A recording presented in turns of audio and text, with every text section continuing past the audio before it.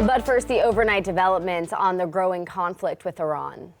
Here's what we know right now. The Department of State is now urging Americans all across that region to find any way possible to leave. Get out. Yeah, drones hit the United States Embassy in Saudi Arabia, leaving it damaged. No one was hurt or killed, but the embassy's closed. The embassy in Kuwait that was attacked yesterday is also now closed. The State Department is evacuating all non-emergency personnel all across the region.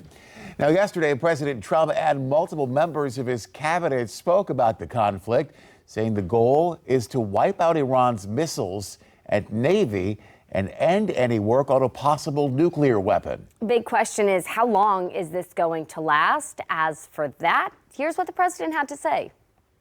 And we have, right from the beginning, we projected 4 to 5 weeks, but we have capability to go far longer than that. In a social media post last night, the president reinforced that message, saying the weapons stockpiles, in his words, have never been higher and that wars can be fought forever using those supplies. He also said that operations and strikes were going to increase in the coming days.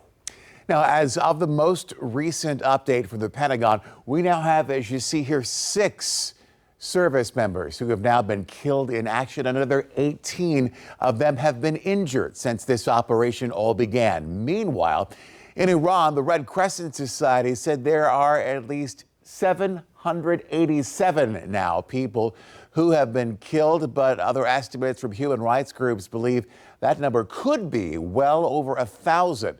There's also been at least 10 deaths in Israel from Iran's attacks, and at least 30 killed in Lebanon due to fighting starting up again between Israel and the militant group Hezbollah. Aaron? I was curious, Blaine, how lawmakers here at home are responding. I looked into their messages, and they're pretty split on the conflict. Many Republicans have defended the White House's actions, and they stand by the claims that Iran was not far from having a nuclear weapon. Many Democrats, however, say that Iran wasn't an imminent threat to the United States. It's not something that the president was required, because it's defensive in nature and in design and in necessity, to come to Congress and get a vote first.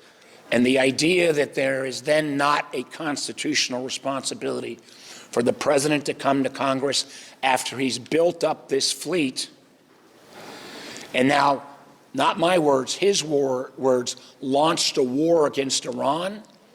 Anyone who argues otherwise hasn't read the Constitution. Now, the White House is set to brief all congressional members on the actions taken with Iran today. Congressional leaders were briefed by the Pentagon yesterday, and they were split on party lines on whether the decision was correct or not. Much of the country is also split on the decision. Around 60% of people, we are learning this morning, do not approve of military action against Iran. 56% also fear that this will turn into a long-term conflict.